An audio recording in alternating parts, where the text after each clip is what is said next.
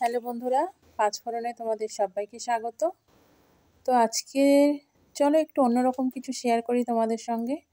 আজকে করব পরোটা আর আলুর দম। তো পরোটার জন্য আমি এখানে আটা নিয়েছি আর তার মধ্যে একটু নুন আর অল্প একটু তেল দিলাম।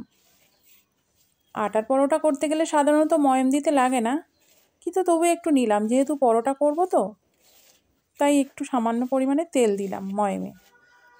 তো এই ময়ামটাকে খুব ভালো করে আটার সঙ্গে মাখিয়ে নিচ্ছি। এরপরে এটাকে মাখছি জল দিয়ে। দেখো আমার আটা মাখা হয়ে গেছে।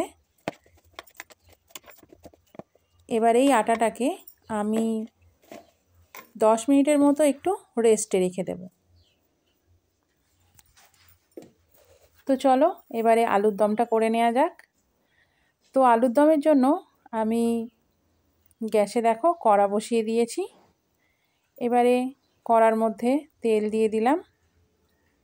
তেলটা একটু গরম হয়েছে।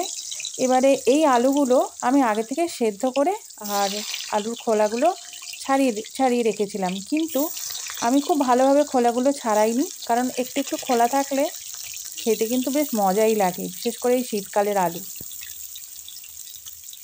তো আমি সেরকমভাবেই রেখেছি দেখো।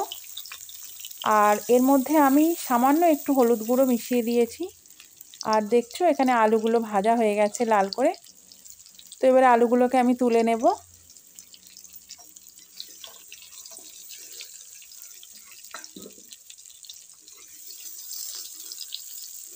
আলুগুলোকে আমি তুলে নিচ্ছি।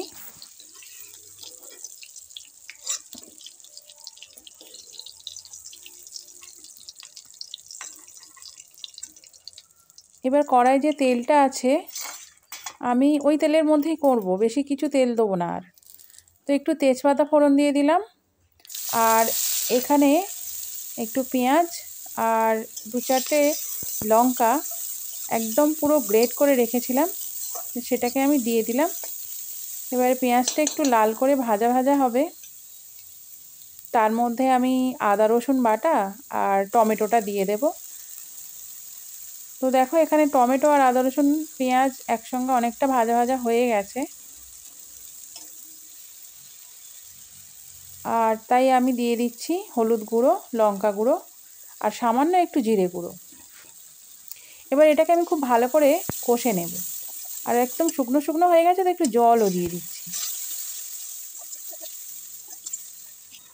তো দেখো কষাটা হয়ে গেছে। কষতে কষতে আমি আবার খানিকটা মটরশুঁটিও দিয়ে দিলাম, কারণ এটা দিলে একটু টেস্টও ভালো হয়। আর শীতকালে তো এখন সব রকম সবজি অ্যাভেলেবেল, তো সব কিছু দিয়েই করা যায়, অসুবিধা কিছু নেই। এবারে আমি ওই ভেজে রাখা আলুগুলোকে ভালো করে মিক্সড করে দিলাম। তবে একটু থেকে থেকে নাড়তে হবে, সব সময় নাড়লে কিন্তু আবার আলুগুলো একদম পুরো ভেঙে যাবে, যেহেতু একদম সেদ্ধ আলু।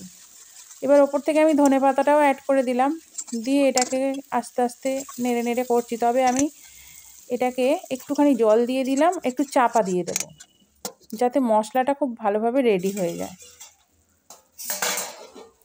তো দেখো আমাদের আলুর দম একদমই প্রায় রেডি হয়ে গেছে।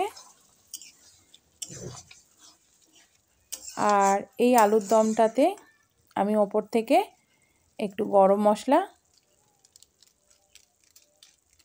আর একটু কাসুরি মেথি দিয়ে দিচ্ছি। দিয়ে এটাকে আমি খুব ভালো করে একটু নাড়িয়ে নেব।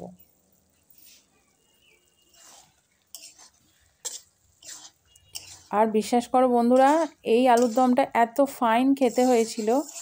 তোমরাও যদি একবার এইভাবে ট্রাই করো বাড়িতে, তোমরা দেখবে কত সুন্দর লাগে খেতে। তো এখানে তো আলুর দম রেডি হয়ে গেছে, চলো আমরা পরোটা রেডি করি। তো আমি একটা লেচি করে নিয়েছি, নিয়ে এবারে বেলে নিচ্ছি। আমি অ্যাকচুয়ালি এটা 3 কোনা পরোটা বানাবো। তো দেখো আমি 3 কোনা পরোটা বানাচ্ছি।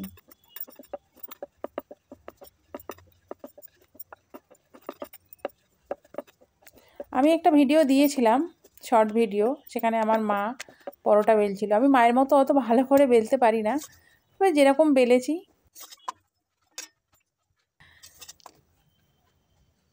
তো চলো, পরোটা ভাজা হচ্ছে এখানে দেখো।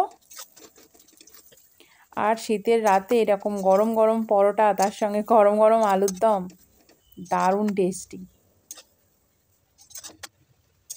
তো তোমরাও বাড়িতে ট্রাই করো যদি রেসিপিটা ভালো লেগে থাকে, আর চ্যানেলটাকে একটু সাবস্ক্রাইব করে দিও। আর এই ভিডিওটা দেখার জন্য ধন্যবাদ।